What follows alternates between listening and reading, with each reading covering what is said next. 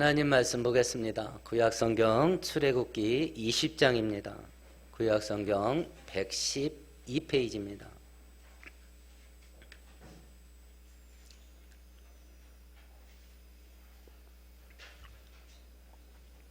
(7절) 한 절만 같이 읽습니다.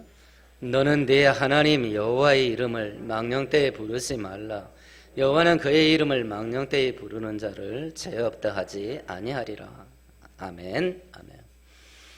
대부분의 동양 국가가 그렇습니다만 특별히 우리나라는 조선 때부터 이름과 호칭에 굉장한 의미를 부여하면서 살았던 그런 습성이 있어요. 그래서 이름과 호칭 구조가 굉장히 복잡합니다. 부모의 호칭만 해도 자녀가 자기 부모의 이름 석자를 직접 언급하는 걸 굉장한 불경을 행하는 것으로 그렇게 여겼었죠. 부득이 자기 부모의 이름을 호칭해야 될 경우가 되면 연달아 이름 석자를 말하는 게 아니라 홍자, 길자, 동자 쓰십니다. 이렇게 부모의 이름을 호칭을 했었죠. 그 이름을 공경하는 거예요. 그 이름을 담는 걸 불효라고 생각을 했던 거죠. 그래서 그 이름마저도 함부로 부르지 못했던 거예요. 지금은 뭐 이런 소리 하면 뭔 소리인지 모를 겁니다. 젊은 세대는. 아버지에 대한 호칭이 살아있는 내 아버지냐, 돌아가신 내 아버지냐, 살아있는 상대방의 아버지시냐, 돌아가신 상대방의 아버지시냐, 어머니에 대한 호칭도 살아있는 내 어머니냐, 돌아가신 내 어머니냐, 아니면 살아계신 다른 사람의 어머니냐, 돌아가신 다른 사람의 어머니냐, 여기에 따라서 호칭이 굉장히 많아요. 거기다가 이제 다른 친척, 사촌, 우촌 넘어가기 시작하면 그때부터는 머리 지진 납니다. 근데 저 어렸을 때는 그거 다 외우게 시켰어요, 부모들이. 이게 막 꼬이는 거예요, 이게. 왜 이런 일을 하냐? 그 이름을 공경하는 거예요. 단순히 단어를 공경하는 게 아니죠. 그 이름을 가지고 있는 그 대상을 공경하는 것을 이름을 함부로 부르지 않는 걸로 표현했던 겁니다. 오늘 읽었던 본문은 바로 이걸 말한 거예요. 이걸 하나님의 이름을 공경해라. 하나님의 이름을 업신여기지 말라라고 하는 것인데요. 그러면 제3계명이 이제 하나님의 이름을 망령되이 일컫지 말라는 것인데, 성도가 하나님의 이름을, 지금 이 계명은 우리가 계속 말씀드립니다만 하나님이 불신자들에게 준 거 아니에요. 불신자들은 이 계명 지킬 마음도 없고 하나님도 불신자들에게 이 계명을 지키라고 하지도 않았어요. 하나님이 이 계명을 누구한테 줬냐면 성도한테 준 거예요. 하나님 자녀들한테 준 겁니다. 그러면 성도가 하나님의 이름을 어떤 식으로 업신여기고 어떤 식으로 망령되게 만들 수 있냐라고 하는 것들을 우리가 살펴볼 것이고요. 하나님의 이름을 높여드리면 우리들에게 어떤 일이 있냐라고 하는 것을 살펴볼 겁니다. 그래서 오늘 우리가 성경을 살펴볼 때에 하나님의 이름을 영광스럽게 만들어가는 우리 모두가 되기를 축원드리겠습니다. 망령되이 일컫지 말라라고 했을 때 망령되이라고 하는 단어의 뜻이 뭐냐? 쓸데없이, 헛되게, 함부로, 이런 단어예요. 하나님의 이름을 더럽히지 말아라. 함부로 쓰지 마라. 하나님의 이름이 쓸모없는 이름 되게 하지 말아라. 이런 뜻입니다. 에스겔서 36장에 보면 하나님께 죄짓고 불순종해서 바벨론이라는 나라에게 멸망을 당하고 이스라엘 백성들이 포로로 끌려가서 70년 포로 생활하던 그 와중에 바벨론에서 선지자 활동했던 에스겔 선지자에게 하나님이 이런 말을 합니다. 이스라엘 족속들이 들어간 그 여러 나라에서 더럽힌 내 거룩한 이름을 내가 아껴노라. 그러므로 너는 이스라엘 족속에게 이르기를 주 여호와께서 이같이 말씀하시기를 이스라엘 족속아 내가 이렇게 행함은 너희를 위함이 아니요 너희가 들어간 그 여러 나라에서 더럽힌 나의 거룩한 이름을 위함이라. 이게 뭔 얘기냐면 이 말 하기 전에 앞절에 하나님께서 포로 생활하는 그 마땅히 벌 받을 거 받고 있는 겁니다. 이사야 선지자가 50년, 예레미야 선지자가 40년. 니네 그러다 바벨론한테 망한다. 이사야 선지자 때는요 바벨론이라는 나라 이름도 없었을 때예요. 100년 전이니까. 그런데 바벨론이라는 나라한테 망한다 그랬어요. 100년 전부터. 근데 100년 동안 하나님이 경고를 한 거거든요. 그러다 망한다고. 기어이 망한 거예요. 100년 동안이라 기회를 줬는데 하루 이틀도 아니에요. 100년을 기회를 줬다고. 100년을. 근데 바벨론으로 결국 기어이 망해서 끌려갔습니다. 포로 생활, 노예 생활을 합니다. 근데 하나님께서 내가 너희들을 풀어주마. 고국으로 돌아가게 하겠고 다시 옛날처럼 내 은혜 속에서 번성하게 해주마. 그 이유가 뭐냐? 지금 제가 읽어드린 이걸 얘기를 했어요. 니네가 잘해서 그런 줄 아냐? 니네가 더럽힌 내 이름 때문에 내가 그런 은혜를 베풀어 주마. 하나님의 이름이 더럽혀지는 경우 첫 번째 우상숭배입니다. 1계명, 2계명 어긴 거예요. 우상숭배할 때에 두 번째는 전쟁에서 패할 때입니다. 우리 동양도 그렇고 그 중동 지역의 전통도 그렇고요. 고대 전쟁은 신들의 대리 전쟁이었어요. 그래서 양쪽 집단이 전쟁을 벌이게 되면 일단 양쪽 신을 섬기는 무당이 나와요. 무당이 나와서 내가 섬기는 신의 이름으로 저쪽을 저주를 합니다. 무당의 의식이 딱 끝나면 이제 전투가 벌어지는 거예요.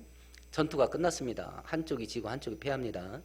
그러면 승리 국가는 패전 국가의 왕과 패전 국가의 무당을 끌어와요.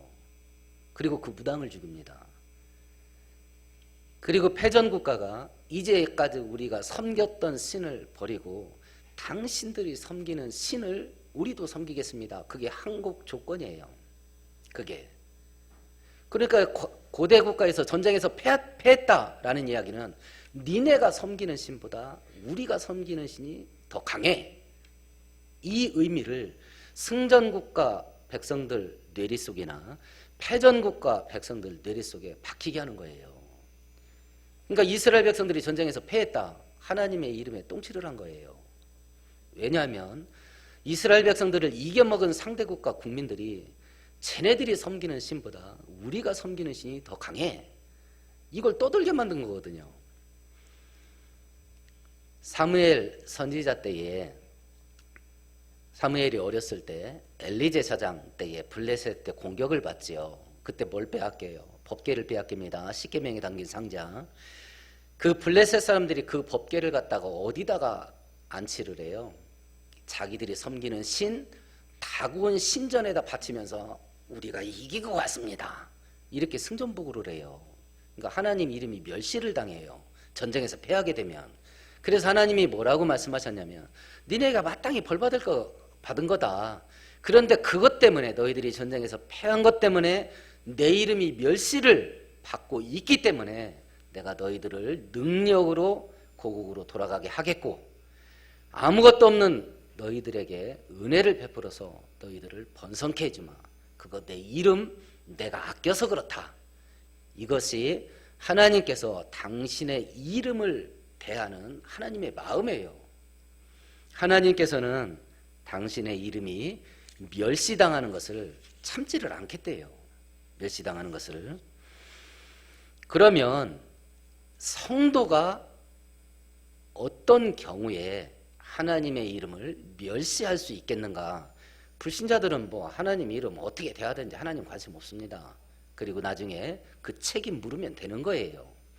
하나님의 이름을 멸시하지 말라라는 계명은 하나님이 불신자들에게 준 게 아니라 성도들한테 주신 계명이에요. 그러면 이 말씀을 받은 불신자가 아닌 성도요 하나님의 자녀된 우리가 어떻게 하나님 이름이 멸시를 받게 하고 하나님의 이름에 먹칠을 할 수 있겠냐라고 하는 겁니다.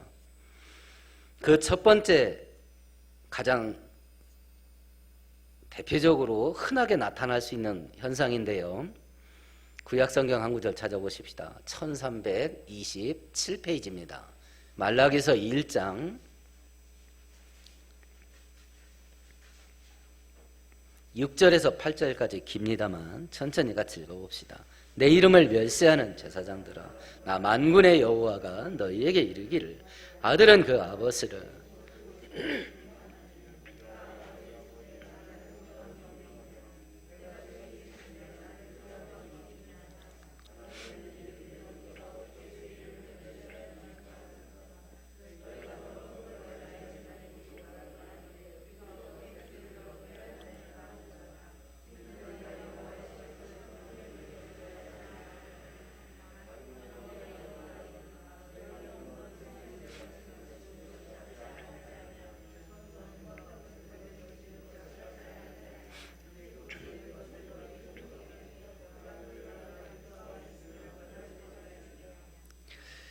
제사를 멸시할 때 하나님이 내가 멸시를 받는다 이렇게 말씀하셨어요.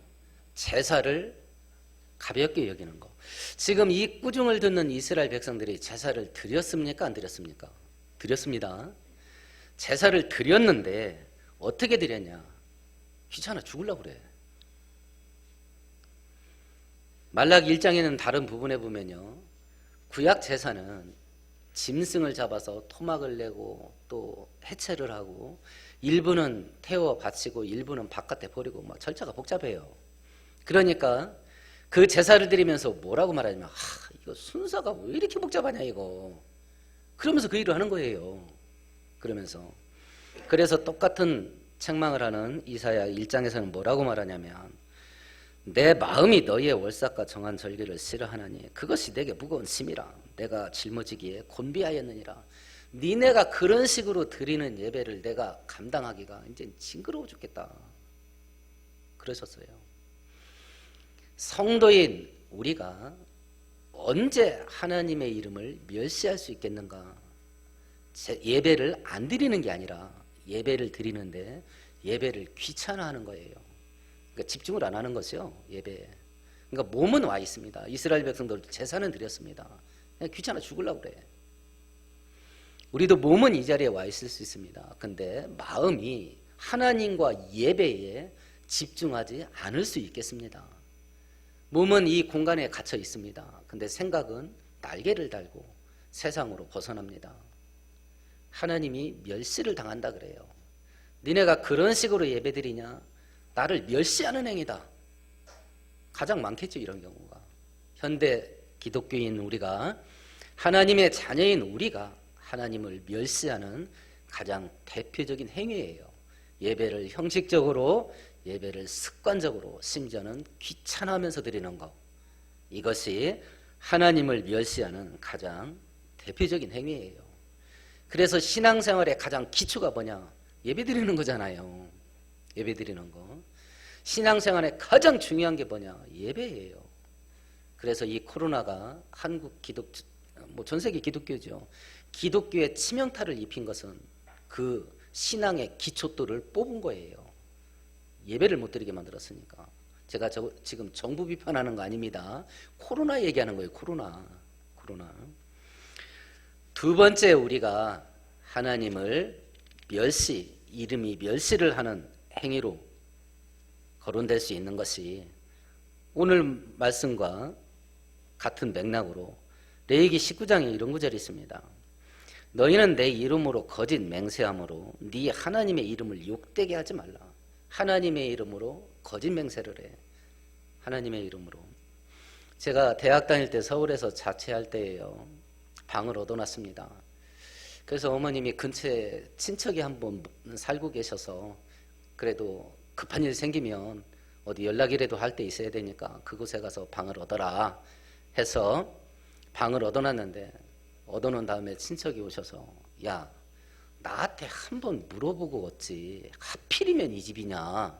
그래서 왜요? 그랬더니 남편을 여의고 혼자 사시는 아줌마가 집주인이었는데 이 동네 소문난 악당이다 이 여자. 너 고생 꽤나 하겠다 그래요. 근데 나중에 보니까 이제 여러 사람이 새들어 살잖아요. 그러니까 겨울 되면 자기 연탄을 자기 하여튼 표시를 내서 연탄을 쌓아놓잖아요. 집주인이 제 연탄을 다 훔쳐가더라고. 시골에서 올라온 대학생 연탄을 훔쳐가더라니까, 집주인이. 그러니까 어느 정도인지 알겠지요. 한 번에는 이제 주일날 방 청소를 하느라고 이제 그 걸레를 빠느라고 수도가에 있는데 바깥에서 소리가 들려요. 자동차에다가 김장철이니까 고추를 사라고, 태양초 사라고 이제 방송이 들려요. 그러니까 주인 아줌마가 나가서 마대자루를 하나 갖고 오더라고. 근데 조금 있다가 고추 장수가 따라 들어와요. 그러면서 왜 돈을 안 갖고 나오냐는 거예요. 그러니까 이 주인 아줌마가 지갑 안 갖고 왔네 하고 마대를 하나 갖고 들어왔나 봐요. 그리고 안 나가. 그러니까 이제 그 고추 장사가 그 돈을 받으러 온 거예요. 그랬더니 이 주인 아줌마가 줬잖아요. 그럼 고추 장사가 어떻게 하겠어요? 뚜껑 열리는 거 아니에요. 막 육두문자 왔다 갔다 하면서 막 싸웁니다. 계속 제가 보니까 지갑 안 갖고 나갔거든. 그 제가 봤어요. 근데 옆에서 편 들어줄 수 있나? 쫓겨나면 나만 손해인데. 그거 이제 구경하고 있는 겁니다. 근데 이분이 이제 자기가 가톨릭 신자라고 그러는데 결정적으로 어떤 말을 했냐면 내가 천주님 이름을 두고 맹세하는데 나 돈 줬다 이러더라고. 그러니까 그 고추장사가요. 나는 종교 없는데 네가 믿는 천주님을 이따구로 팔아먹냐 이년아 그러더라고. 배락이나 맞아 뒤져라. 그러고 그냥 가더라고. 이거예요.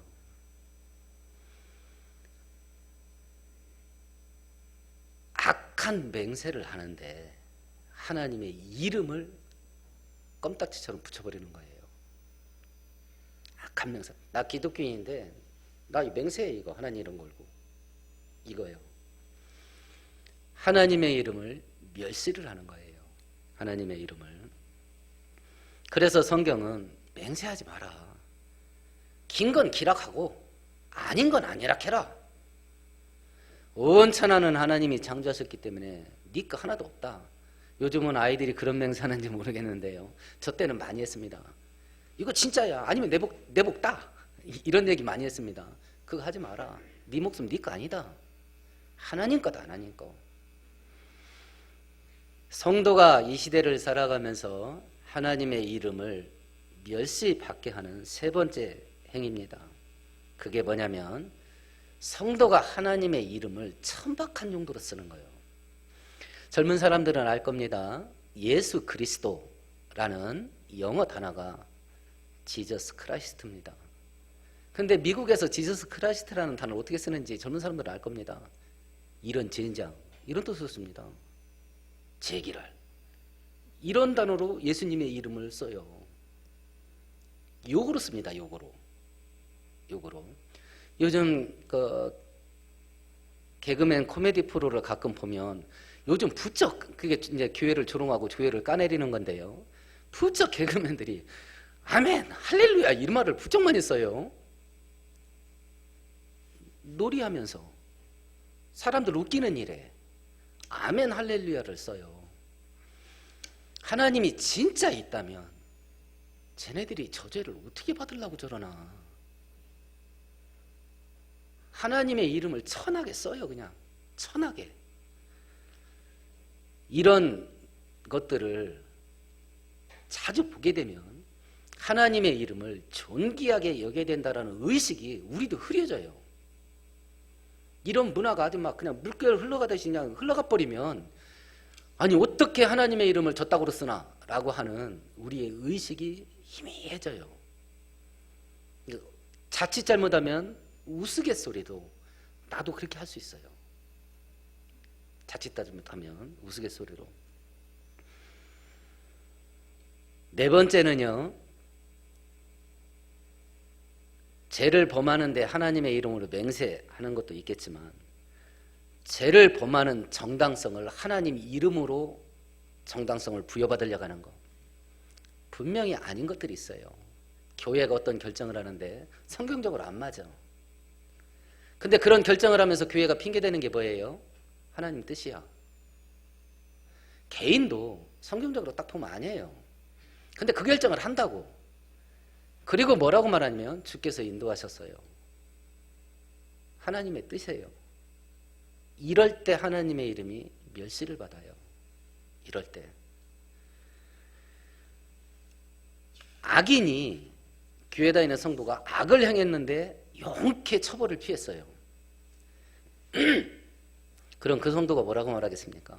이번에는 하나님의 은혜라고 말하겠지요. 하나님의 은혜라고.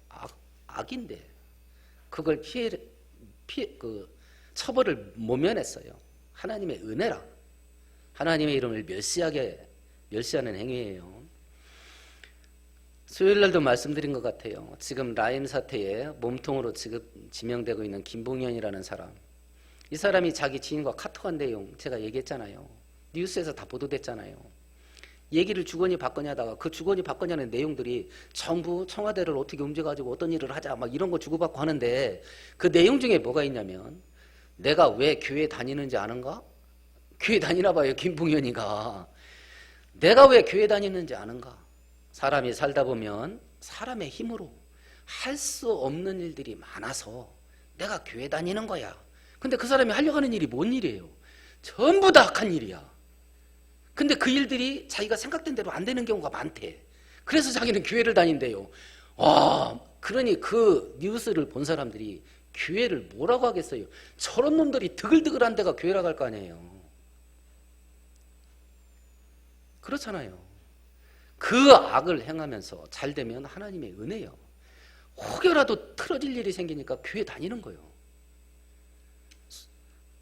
돈을 조 단위로 주물른 그 사람이 헌금을 했는지는 모르겠습니다만 서로 했다고 치면 봉투가 얼마나 두꺼웠을까? 봉투가 얼마나 두꺼웠을까? 돈에 약한 소목사가 그런 봉투 받으면 손이 덜덜덜덜 떨렸을 것 같아요. 얼마나 바빴을까 그게. 그런 일을 하면서 하나님의 뜻이야. 하나님의 은혜야. 이럴 때 하나님의 이름이 멸시를 받는 것이요. 내가 그런 일을 하는 거 누구도 모를 수 있습니다. 이번에 사건이 터지기 전에 김봉현 씨가 그런 의도로 교회 다닌다는 거 누구도 몰랐을 겁니다. 하나님은 아시겠죠. 하나님은. 성도인 우리가 하나님의 이름을 멸시할 수 있는 5번째 경우입니다. 이건 성경 한 구절 찾아보십시다. 로마서, 신약성경 로마서 2장입니다. 23절과 24절입니다. 같이 읽어봅시다. 율법을 자랑하는 네가 율법을 범함으로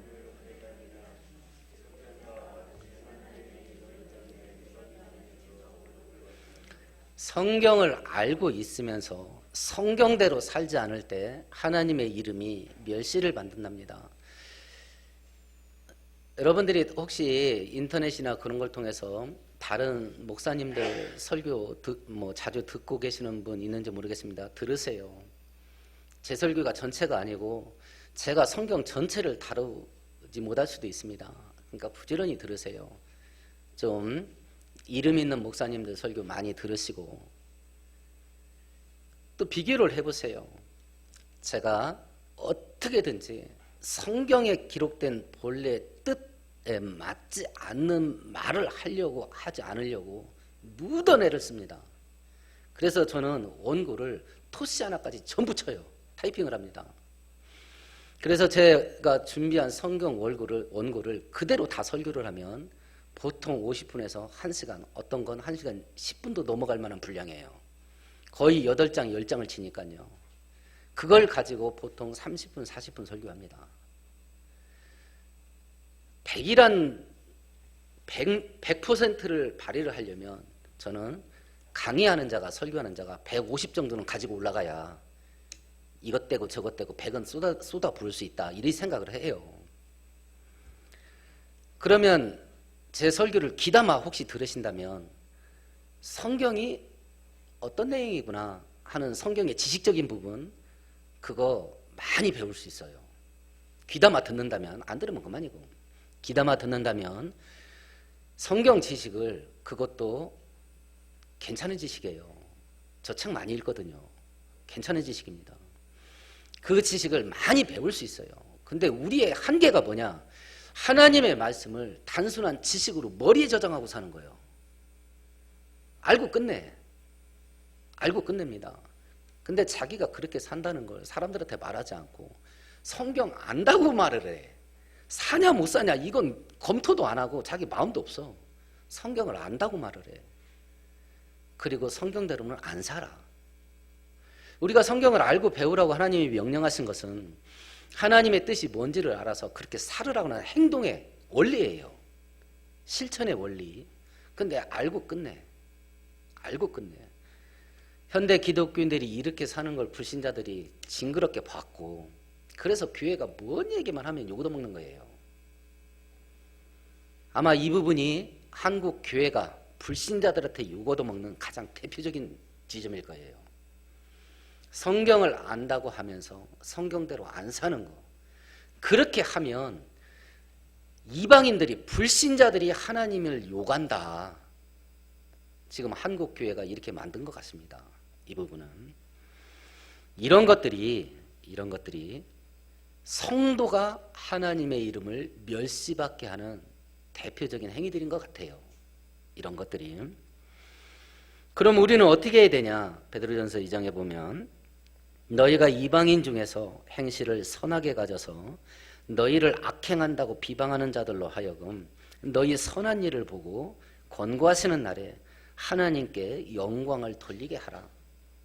세상이 다 부정부패하냐? 똑바르게 살아라. 거룩하고 의롭게 사는 걸 통해서 이방인들이 니네 보고 그래도 교회 다니는 것들이 조금이라도 나서 라는 소리 나오게 해라.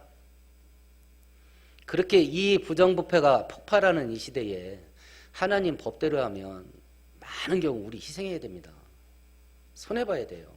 내가 참아야 돼요. 부당한 일을 당해도. 근데 성경은 뭐라고 말하냐면 하나님 이름 위해서 해라 그거.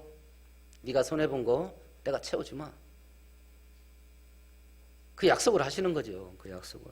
그러니까 성도가 가야 될 길은 이 길이야. 성도가 가야 될 길은.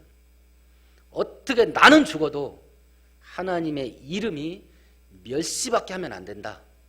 이게 성도가 갈 길이에요. 이것이.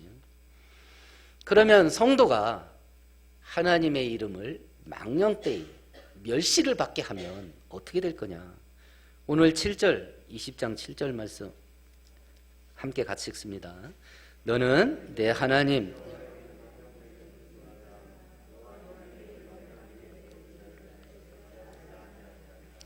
그렇게 되면 내가 죄 없다고 하지 않는다. 유죄 판결을 내릴 거다. 그 유죄 판결이 뭐냐? 레위기 24장에 보면 여호와의 이름을 못 오가면 그를 반드시 죽일지라. 사형이에요. 사형입니다. 마태복음 26장에 보면 예수님이 체포돼서 대제사장 법정으로 끌려가요. 예수님을 죽이려는 사형 선고를 내리려고 수많은 죄를 만들어내요. 막 덮어 씌우려고요. 근데 증인들이 서로 입이 맞아야지. 이게 없는 일을 만들어내려니까 지들끼리 입이 안 맞아. 그러니까 올감이 안 걸리는 거예요, 예수님이. 근데 예수님은 아무 말도 안 해요. 그러니까 대제사장이 뭐라고 말하냐면 내가 하나님의 이름으로 맹세하게 하노니 너 하나님의 이름으로 맹세해. 너 진짜 하나님의 아들이야? 이렇게 물어봤어요. 지금까지 아무 말도 안 했던 예수님이 하나님 이름으로 말해 라는 말에 말을 해요. 그런데 그 말은 자기가 사형 선고 받는 말이에요. 맞다 그랬어요. 그 자리에서 사형 선고 내려버립니다. 그 제목이 뭐냐면 3계명이에요. 네가 인간이 돼가지고 하나님의 아들이라 말함으로 너와 하나님을 동기동창 만들어 해서 3계명 어겼다고 사형 선고한 거예요. 3계명을 어겼다고. 사형이에요. 하나님의 이름을 멸시받게 하면. 제가 저번 주에 마음이 참 슬픈 사건을 만났어요. 목사님들끼리 이런저런 모임에서 지금 뭐 교회 사정이 하도 험하니까 교회가 어떠냐 이런저런 얘기하는데 한 목사님이 우리 교회 젊은 여집사하고 이 관계가 틀어져가지고 좀 신경 쓰인다 그래요. 그래서 왜요? 그랬더니 요즘 연예인들 사생활 공개하는 텔레비전 프로 많이 방송을 하잖아요. 근데 그런 사람들 사는 집, 그런 사람들이 인생을 즐기면서 누리면서 사는 내용들 보시면 어떤 생각 드세요? 더군다나 요새는 나이 어린 아이들이 그 트로트 하는 그 꼬마에 이제 5학년, 6학년이에요. 광고 하면 몇 천만 원 막 억대 받는다는데 걔 뭐 수십억 들어오지 않았겠어요? 그 어린 나이에 인기 얻어가지고 막 떼돈을 벌어들이는 거예요. 그리고 걔는 뭐 부모가 관리하겠지만 이제 뭐 20대 초반 된 이런 아이들 그룹 아이들 보셔요. 그 사는 게 얼마나 초호화판인지. 그래서 그걸 보고서 이 목사님이 설교를 할 때 요즘 텔레비전 방송국이 너무 사려가 깊지 못한 것 같다. 대부분의 백성들이 또 청년들이 취업도 못하고 그렇게 하고 있는데 극히 일부요, 극소수요 그렇게 살 수 있는 사람이 그걸 그렇게 여과 없이 방송을 해서 가난한 청년들은 얼마나 자괴감이 들겠냐. 그리고 자칫 잘못했다는 사치와 방종을 온 국민들한테 전파하는 거 아니냐. 그래서 이제 그 방송에서 본 누구누구 얘기를 했다는 거예요.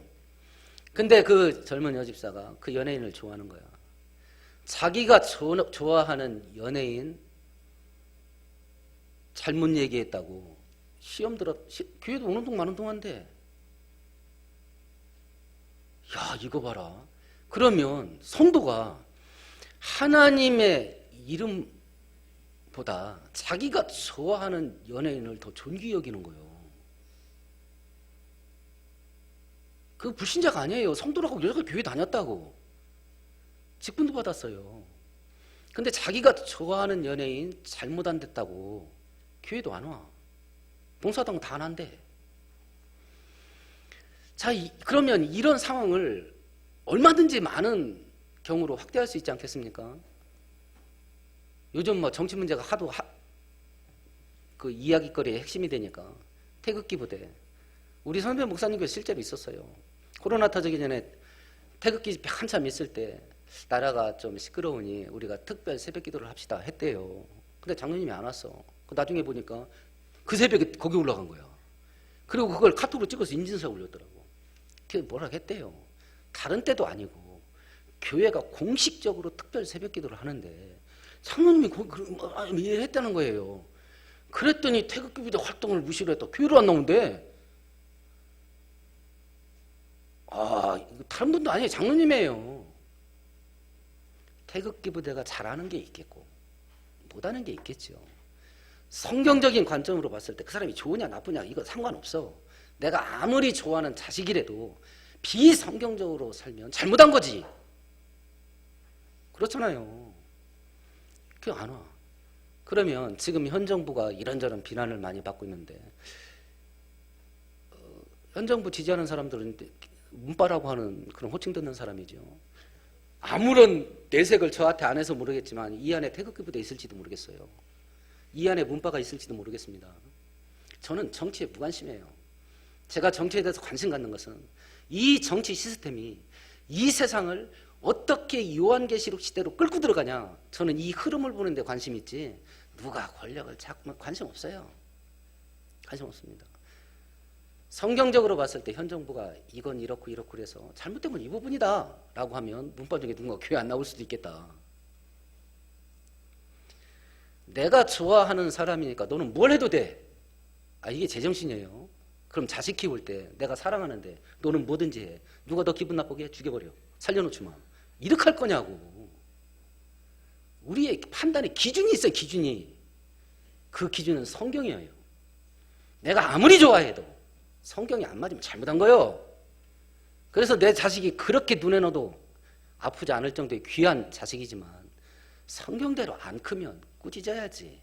그거 잘못하는 거잖아요.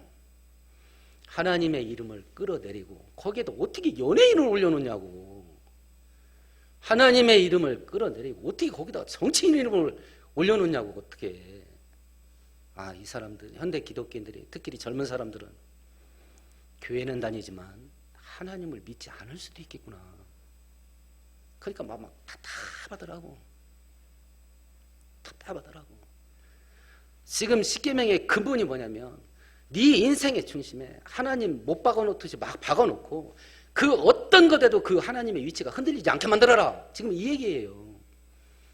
근데 그 자리에 이 작은 나라에 그 하찮은 연예인 이름이 올라간 거예요. 하나님 끌어내리고.